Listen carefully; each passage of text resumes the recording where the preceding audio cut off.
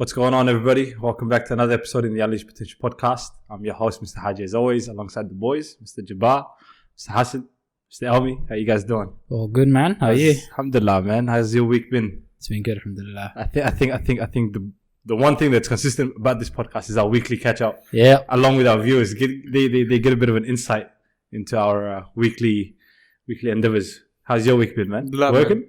Oh, still on time off. Bit of work in. Yeah. Today I was working for a bit. MashaAllah. Just helping out a mate. So yeah. Alhamdulillah, man. Yeah, but I'm not back. Voluntary work. But okay. Just some runarounds, huh? Voluntary work, but you get paid. Yeah. So I think it's trying to. It's alright. Alhamdulillah. What about you, Omar? How's It's your been week good, man? Alhamdulillah. Just been with the fam, bit of relaxation, bit of work and everything. I don't know. It's been a nice steady week. Weather been good for you? To your liking? Yesterday was beautiful, man. Yeah. Like it was a bit of a reprieve from some of the heat that we've had. Yeah, days before that. And it started raining a little bit, which made me miss the rain a lot more now. But I didn't. Maybe it didn't rain around this area. I'm in the north, way. So it rained there. Fair for a little bit it was raining, bro. Yeah. Proper rain? No, just man. Come on, man. WA rain, bro. Okay, that's what, 10 minutes? Yeah, and then it's over. Now, one of the days, subhanAllah, it was so hot, and I was at home, and my aircon felt like it wasn't doing anything at all. Yeah. I had it on blast. I had it directly to me, and it felt like the heat. I don't know if it ever gets like the day. And a few mates were actually complaining about their aircons, like, yo, my aircon didn't do nothing for me today. It was pretty warm. The humidity. Yeah. It was hot. I don't know. Everything. It was just too sunny. Just everything was going wrong that day. How was your week in totality? Alhamdulillah. Wallah, pretty good. Nothing out of the usual, except for this morning. Alhamdulillah, my wife left the country for a holiday, which I am very jealous of. And then sad thing is, especially when you know that person just left and like they're on the start of the journey and you go into work. That's the first time you guys are away from each other, yeah? No. This is the second time. But like me and travels, and then everyone around you is traveling. Everybody's not you. Just came back, Soon I'm gonna be taken off. These guys are furious. I'm gonna be on the same flight as you. Where you going? I don't care. We're going together. But yeah, the work was unusually difficult today. I did not want to be there. I just wanted to be like, yo, I'm going home. I just want to go home.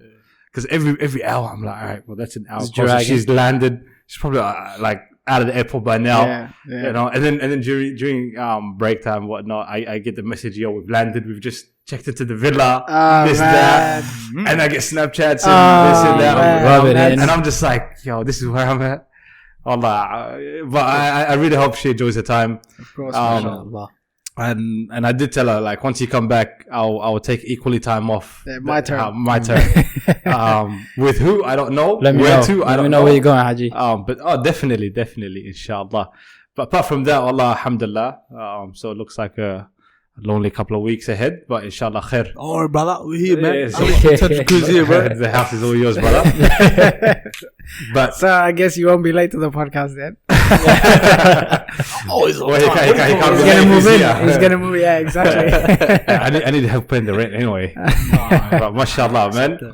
Alhamdulillah, I think that we've all had a pretty decent week. I pray that we all have good weeks every week, inshallah, and our views as well. Today's topic, man, normally we come here with a bit of a prepared topic to discuss, but today, man, I just wanted to have a chat with you guys, just let our viewers in on the conversation as well, and just have a heart-to-heart, about having faith and patience. When the going gets tough, they say the tough get going, but to stick it out and have that patience regardless of what you're going through. And I think there's a lot of emphasis on, hustling, doing the best you can. But I think there's not equally enough emphasis on the fact that after you've done your best, and things may not be going the way you planned, that patience and faith, and perseverance is required, I know a lot of people that have been or are still going through tough times, and it got me thinking, wallah, and you look at different people and the way they handle it, right? Some people don't have faith, and it really affects them in a very negative and bad way. And you've got people that are either in the same situation or in a much worse situation, but because they have faith, they're able to, still go out and Tough it through, have that smile, and believe that better days are coming. I know it's really engraved in our deen as well. I'm going to leave the floor open to you guys right now. I don't even know who to direct it to, what question to ask, but having faith, what comes into your mind when that is dropped? I think a lot of people, if they're believers, if they have something to believe in, generally have faith in their worst of times. Not really. That's when they start looking into the deen. That's when they start looking into religion, trying to figure out, because they're desperate at that point. They're at the lowest point. They're like, I'll do anything now. They'll start praying. If they don't pray, they'll start making du'as if they don't make du'as. And those sort of people, I normally tend to see that they give up quick with faith, because what will happen is they'll first time they make du'a in a long time, they'll do a day of work and then the fruits won't be harvested. So they'll be like, all right, whatever, back to whatever, I'm going back to my grind. I think having that mindset that everything in this world is a test, is put there to test you. And if it's a hard test, you're someone that's faithful. That's what, God won't test you if he knows you can't handle that. So having that in the back of your mind, no, I can handle this. So if it's not going the right way, it's my approach. And that's when the hard work comes in, and not just working hard, but working smart and asking questions. Where do you guys want to take it? It's human nature, I think, to have a certain level of faith. Like, we go to the doctors, for example, and you trust the doctor has the correct credentials and the prescription that he gives you and the medicine that he or she gives you. You trust it. If I have faith in it, right?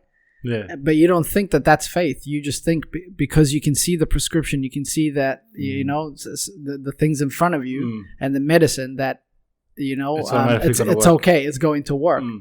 But you don't know, it could potentially kill you, right? But you still have that faith. You take the medicine anyway, and then you see the results, right? Sometimes you don't see the results, but you still go back to the doctor again and try and get that readjustment. So even if the result doesn't work, right? Even if the outcome is not what you wanted, you still go back because you still have that faith. Same thing with money. Like, we have faith in money. When we see money in our hands, we know that it's going to buy us a certain thing. You have faith that tomorrow the financial markets is not going to crash. You just have this certain type of faith, right? But I mean, what happened recently? The recession. The recession, and people lost so much money. Look in some countries as well. Look at some countries where the value of the dollar just drops overnight. But they still have faith in this money that it's going to buy them a certain amount. So it's human nature to have this certain type of trust. And I think when you direct this kind of trust to something that is never going to fail you, that is probably the best form of trust, right? So in our religion, and you're right that, having a certain type of faith or trust is paramount in our religion.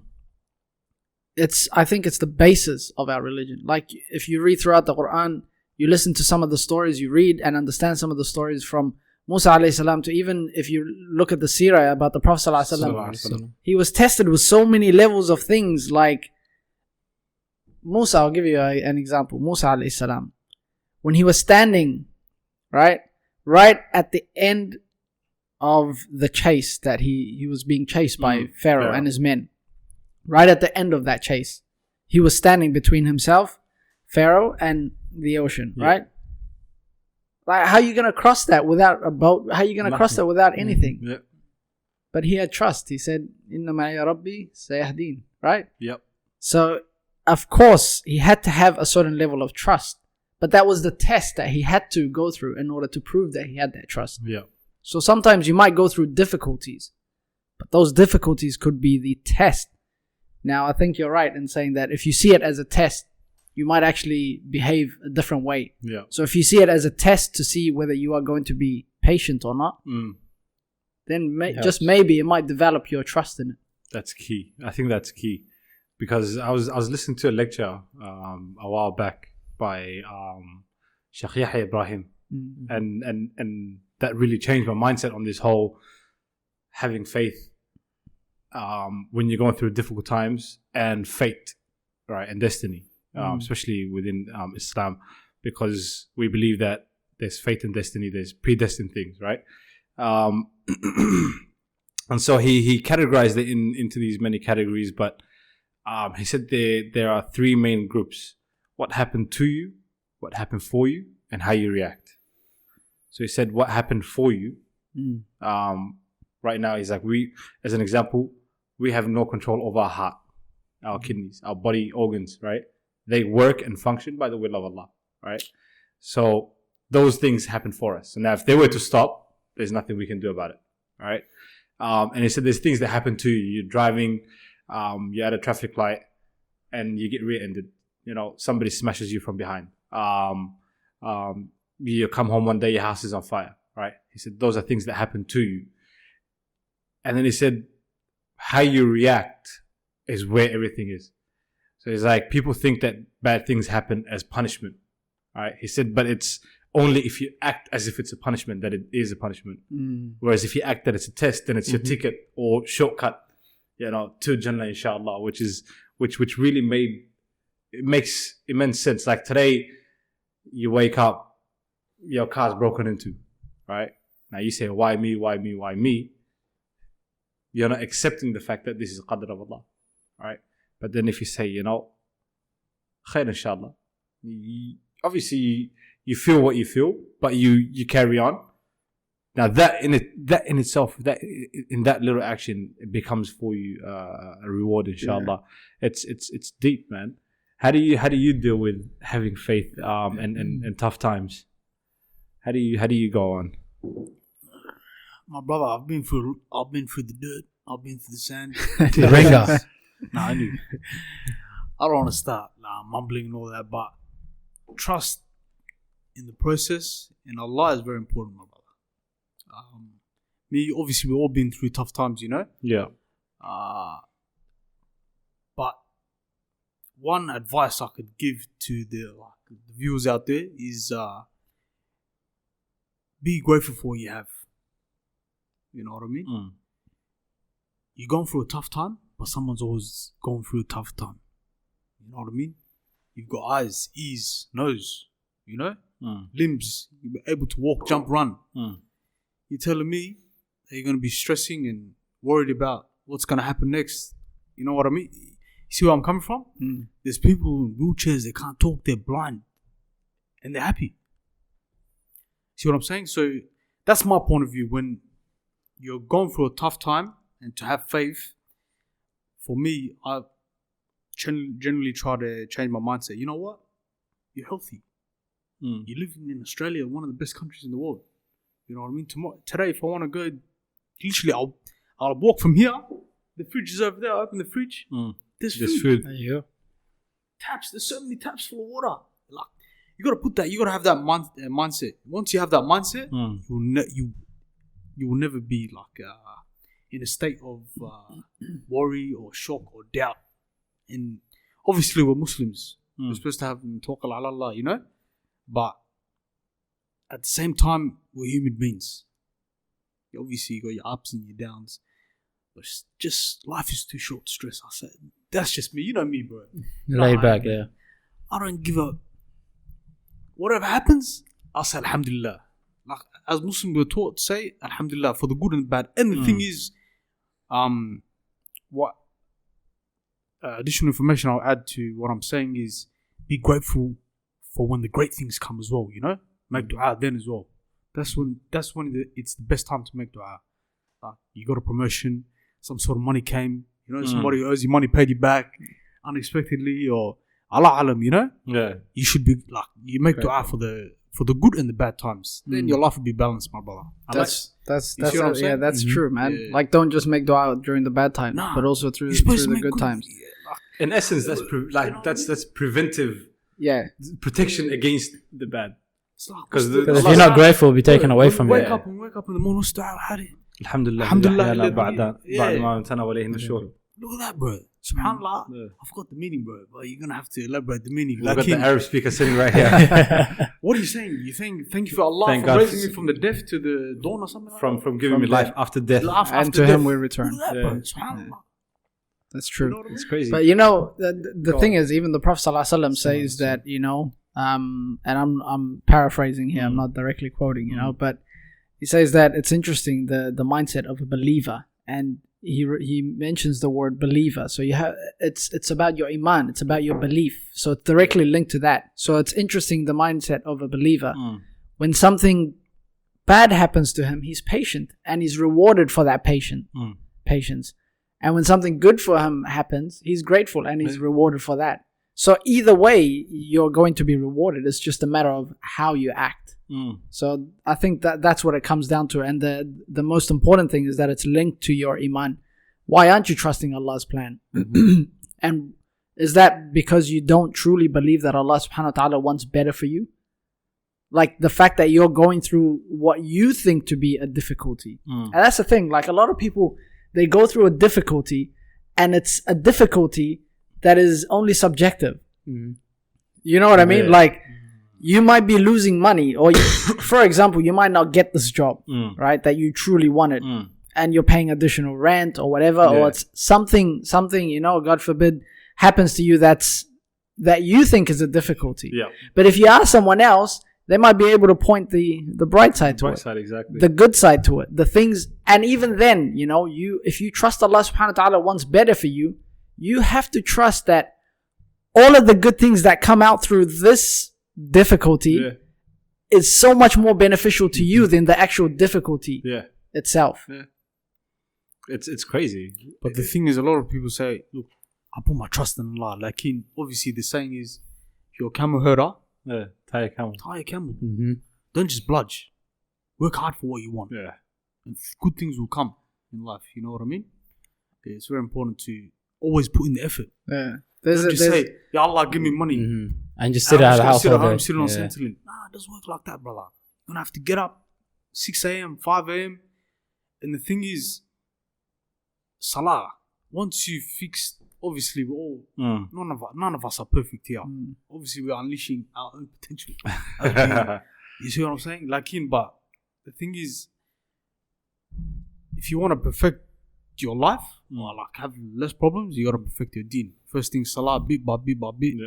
Then things build on that. The days, like the weeks, I don't know if I'm different to anyone, but the weeks that, you know, some days you pray 5 prayers on time, that's the best day. Stress free. The other days you pray late, I don't know if it's me, I see this, I pray late. Sometimes I miss Salah Fajr here and there. Something goes wrong, and I'm thinking, and at the end of the day, I see, what did I miss today? I said, oh yeah, I forgot to pray Fajr. You know what I mean? It's like, there might be other things, like when you perfect your deen, or at least put in the effort, everything will go. You won't have in your heart to say, oh, why is this happening to me? Why is it happening to me? You have your trust in Allah, you work hard, and the good things will come. It might not come today, it might not come tomorrow, maybe 10 years down the track. But you still have to be patient. There's what you have to do, which is your salahs and stuff, which is very important. And there's also like how you treat others. I see a lot of people, like, they want things, but when they're in such a bad situation, they're treating everyone like trash. Like, how do you expect to receive something when you're denying things of other people, their rights? You know what I mean? You see a lot of people in tough situations, and they're just making everyone around them worse. How many times have you tried to help a friend and they lash out at you because they're in a bad situation? They're just denying themselves of the opportunities that are given to them. You know, that reminds me of a hadith that I once heard of, you know, the Prophet ﷺ explaining to Sahaba that there's a man who's in the desert. His you know, I think he's literally like, he's in a state where he's completely deprived of all things that's good, that he's disheveled, he's looking rugged, you know, and then he turns to God and he says, help me. But his food is haram, his clothing is haram, and this meaning the way you treat others when you're going through the difficulty, even the things that you like, okay, you're going through some sort of poverty, don't try and do something haram just to get that short term, you know, reprieve. maybe that's what's limiting you, that big halal thing that's coming from Allah. Maybe definitely. that's, you're denying that. Or maybe you're not, like you say, you trust in Allah, but you're not praying during the time of difficulty. Yeah. You know, you're not putting up your hands asking for Allah subhanahu wa ta'ala to bless you or to open up a door of, or relieve you from this difficulty. And then even when you're doing that, you're not trusting that it's coming. Yeah. It's lip service. It's just lip service. Yeah.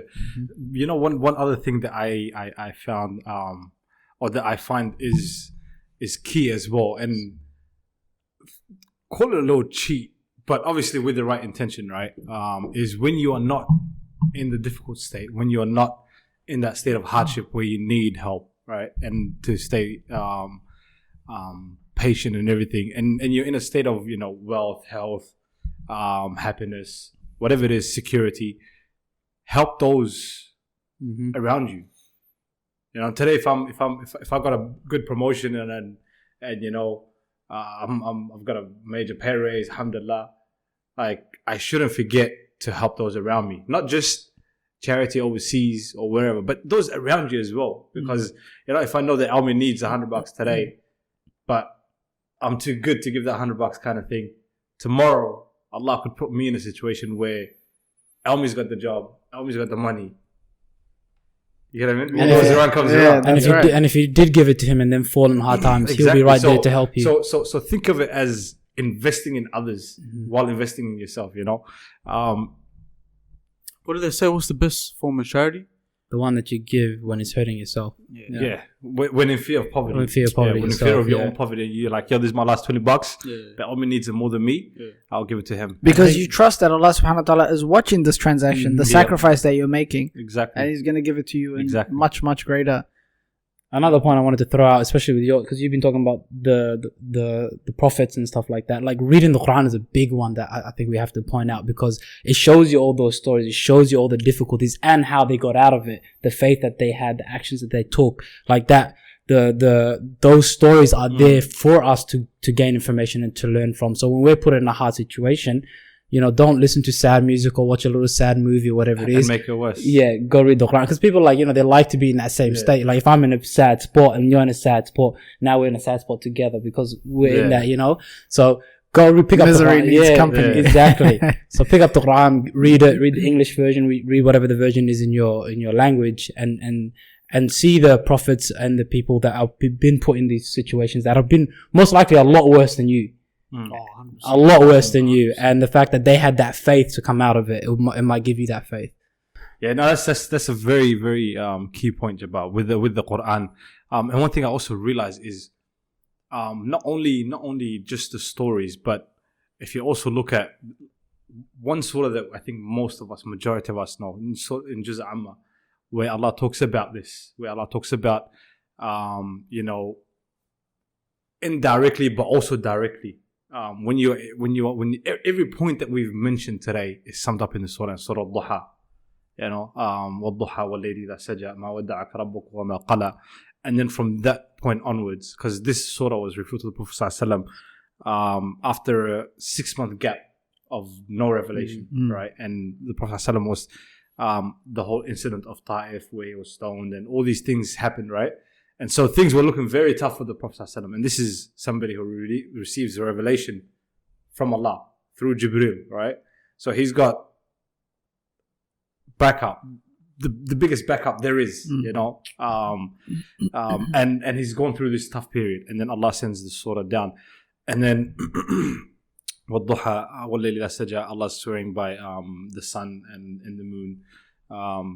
And then it goes on to وَلَلْآخِرَةُ خَيْرٌ لَكَ مِنَ الْأُولَى. So what is to come afterwards is better than before, right? So that there has two meanings, right? The hereafter is better than this life for us. After the hardship. And after the hardship, better days will come. وَلَلْآخِرَةُ خَيْرٌ لَكَ مِنَ الْأُولَى وَلَسَوْفَ يُعْطِيكَ رَبُّكَ فَتَرْضَى. And your Lord will give you and you will be satisfied, pleased. فَتَرْضَى أَلَمْ يَجِدْكَ يَتِيمًا فَآوَى. Did he not find you an orphan and looked after you? وَوَجَدَكَ ضَالًّا فَهَدَى. And he found you misguided and guided you. وَوَجَدَكَ عَائِلًا فَأَغْنَى. And he found you poor and they made you rich. Now we could have had a standard job. How many of us have changed jobs 3 years? Every time there's there's always that increase. So you think about it, right? So do not repulse the orphan. So now you're looking at people that are in situations different to you, an orphan. So look back to where you were. If you were poor, look after the poor. If you're an orphan, now you grew up, look after the orphans. If you were sick and alhamdulillah, Allah cured you, go do good, pay forward. And do not refuse the one who asks, right? And then what is the last one? Which is exactly what Elmi was saying. And I loved it because whenever I'm in a situation, I always look at everything else that's good going on for me. People tend to do that where my car broke down, but then they add as if the house burned down. They went bankrupt. They've got no food for days. Now they've got a major illness. But when you really look at the situation that you have, but then you look at all these other blessings, and wallahi, when the deeper you go into these blessings, and you're like every one of them, just try covering your eyes for 2-3 minutes and walk around.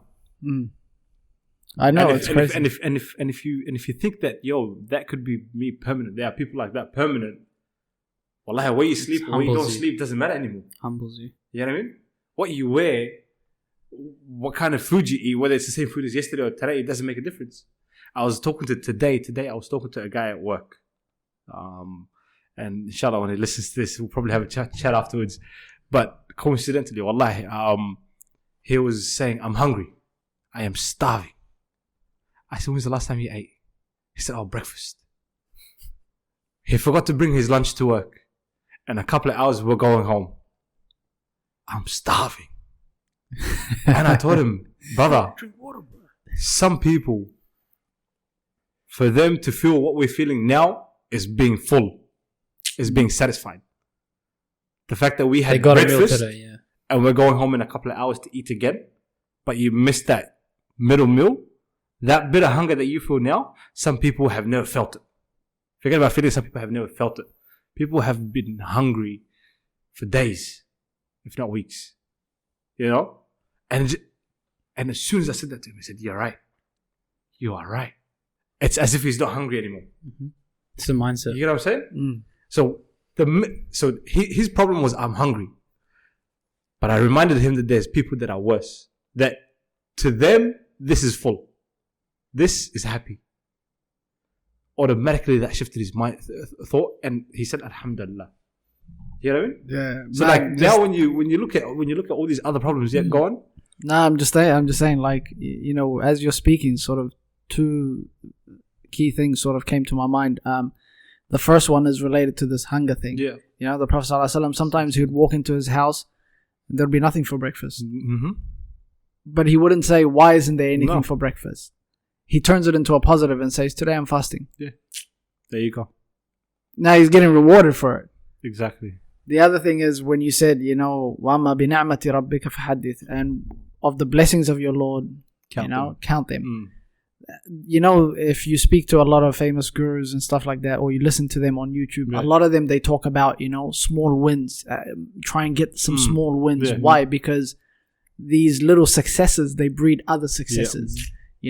The more successful you are, even with these small things, like you achieve one thing, you start to get a bit of confidence, and you start keep going. I can keep going, and you feel a lot more, I can do this. And then as you progress, it just keeps, like a snowball effect. It just keeps going. Exactly.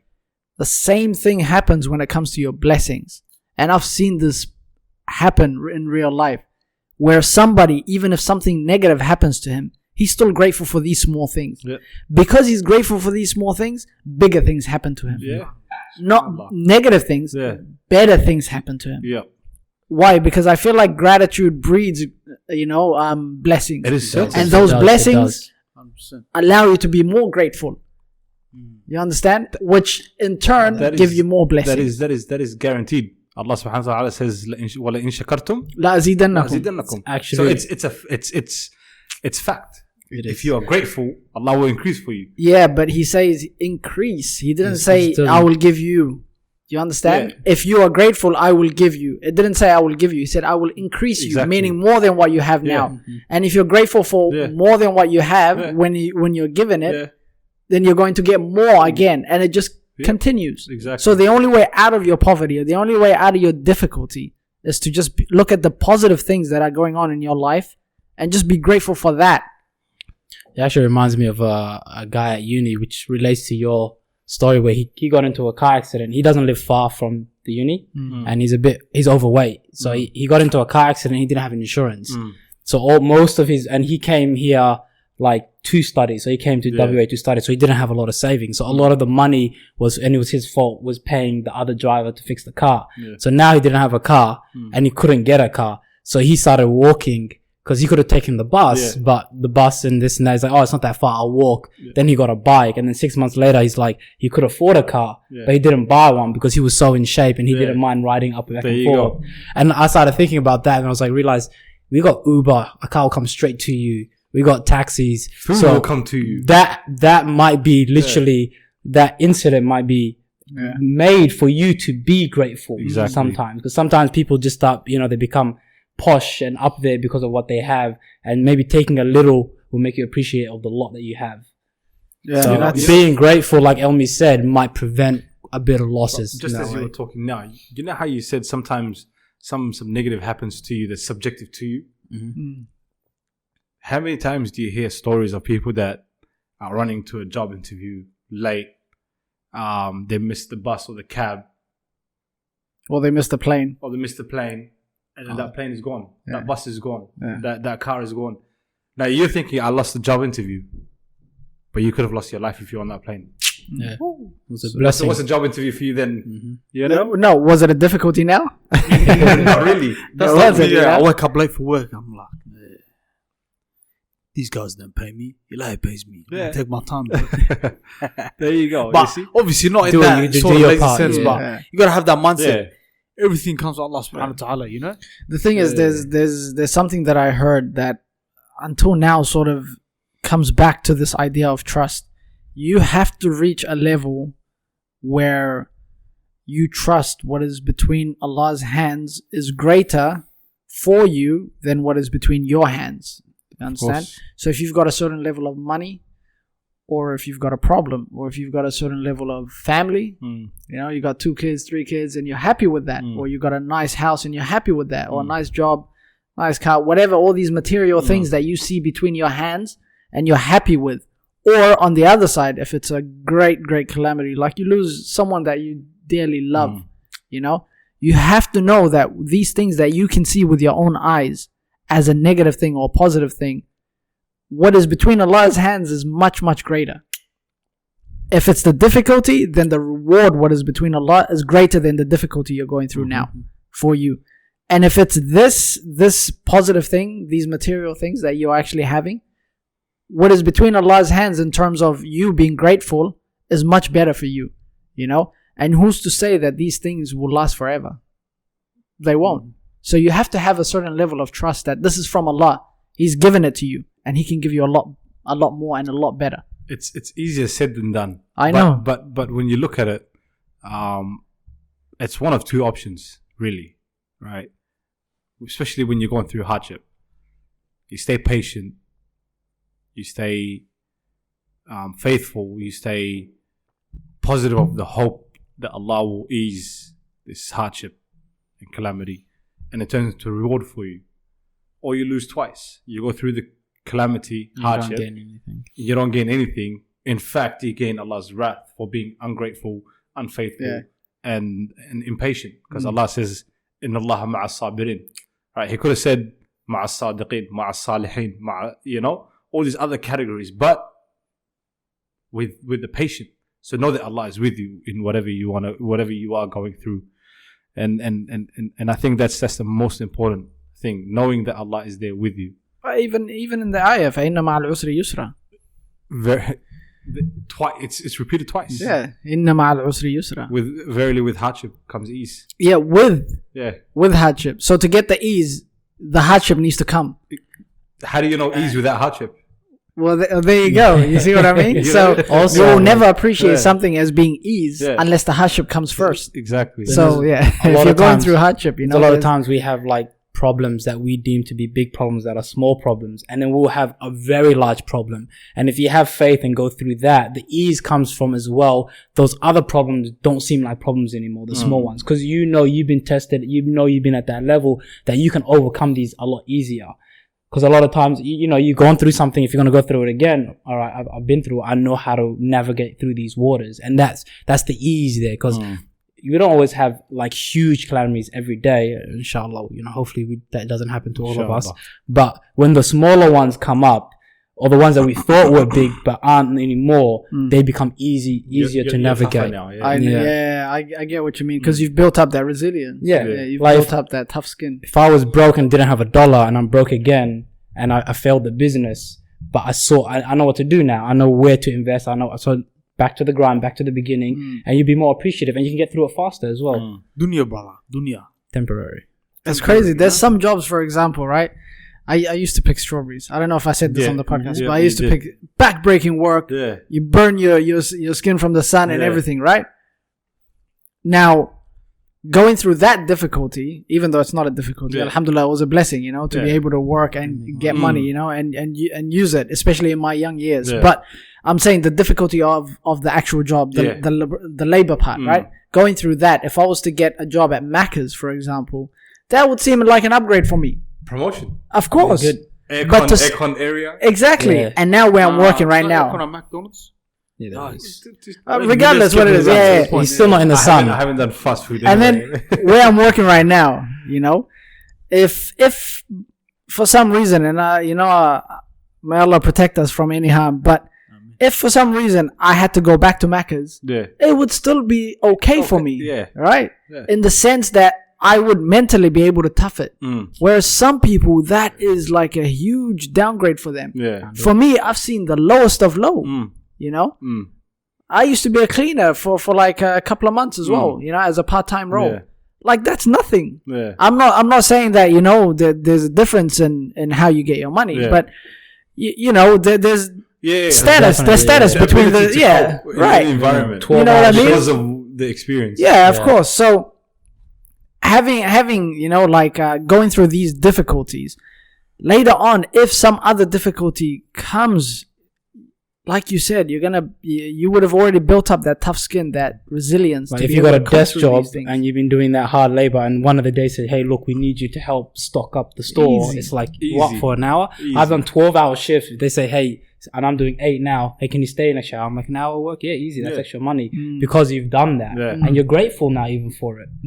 Exactly. Sometimes, wallah, I tell you, man. Sometimes when you have too many blessings, you tend to forget that it's a blessing. You take it for granted. You take it for granted, and somebody else that doesn't have that blessing will always remind you of it. Yeah, I've always encountered people, for example, where I work. I know some people that don't do office jobs or whatever, So where I work, and alhamdulillah, my job is very flexible in the sense that it gives me ability to work from home sometimes, and still be with my family and things like that. Whereas other people don't have that flexibility. So they always say, "Oh man, mashallah, man, you have the best job. I'm out here in 40 degrees heat and this." Sometimes I don't even think about having this blessing of being able to work from home and see my family. Because it's become normal to you now. Because I'm so immersed in that blessing that I forget that it's a blessing. Yeah. You only take something, for granted when you lose sight of the blessing. But that's also the difficult part. Sometimes it's not that you're just ungrateful, but it's just that it really slips your mind, as you said. That it is a blessing and that you should be constantly thankful. But I find that, like you said, it's always, every time you're in that zone, something will hit you. Yeah, it would. Whether it be something on the news where it's like someone that just, like, you've been racing yesterday, driving around mad, like all happy about it, like, I love my new car. That same day you turn on the TV, someone that got into a terrible accident, and you're like, oh, it's always something that will go check you. That always checks you. I was driving in Sweden with my uncle and my auntie, right? And they're, mashallah, Europeans, they drive nice cars. So I was driving this brand new Mercedes, flooring it a little bit, test. Because opening it up. The speed on the system autobahn is different, and so like testing it, driving and slowly, because I don't want to just fly, and my uncle, auntie, and whatnot, they're in the car, you know. So I'm gradually increasing the speed, and then we get to a point where this one car comes flying past, right? And I'm itching because I'm like, yo, I want to keep up. I'm itching. But then I've got my auntie, my uncle, and wallah, my uncle, when we got on the freeway, he told me, listen, you're driving precious cargo. A mother and a father of an entire family. That's precious cargo, right? So those who understand will understand.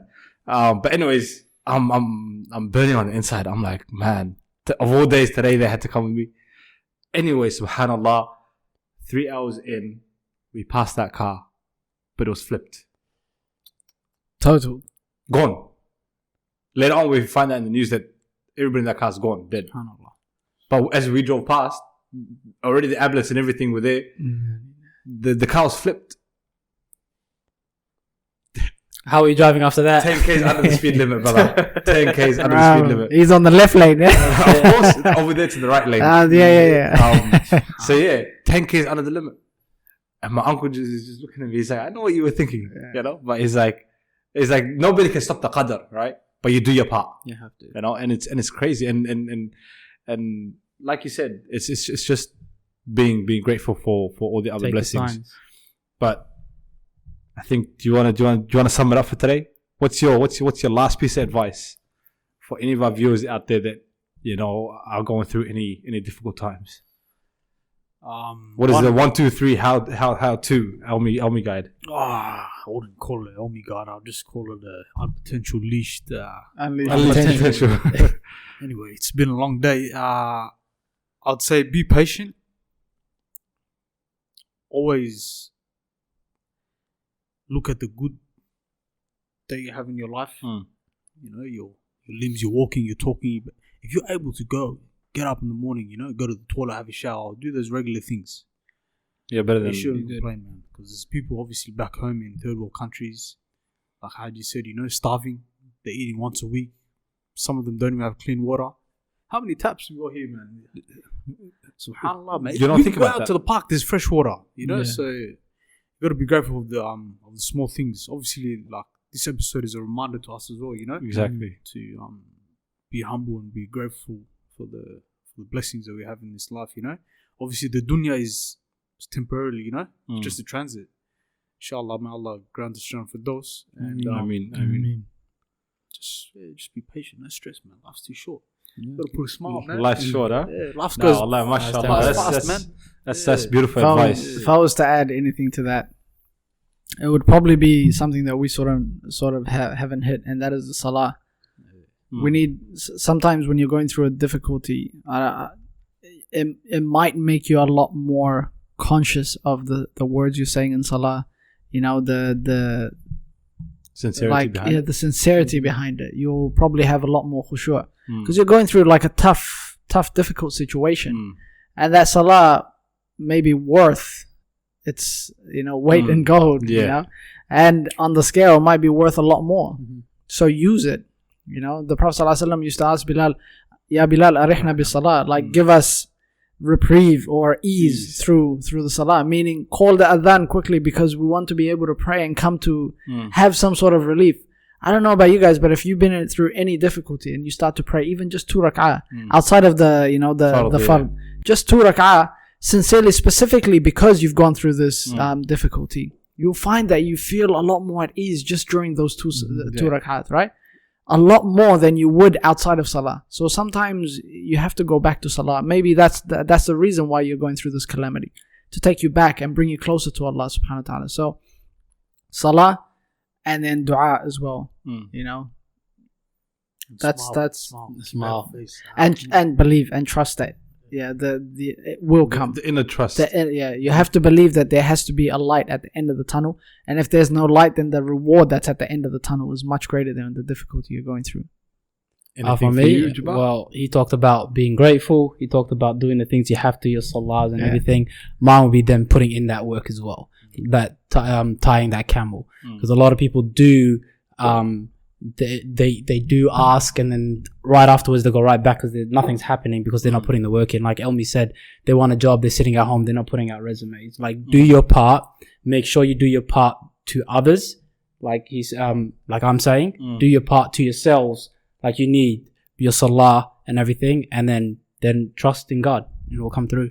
And what about you? Finally, it'll be not for you advice when you're in that time of need, but when you're not in that time of need, take the action as well. That preventive, because you take the flu shot when the flu season's coming, right? So take the measures while you're in that good state. Give charity, give sadaqah, look after those people that are less than you, and don't be that person that nobody wants to help. You know, the Prophet ﷺ, I think, said, "Be merciful to those in the land, and the Lord will be merciful to you." You know, so when you do need that time, that mercy in that time of need, put in the work now. And also receive the help. Yeah. Like that's one thing I want to do. Have you seen someone in a hard situation and then someone come out to help him, but because they don't like the guy, they don't take the help? That might be the help that you've been asking for. You know, that's true. Exactly. Keep your mind open.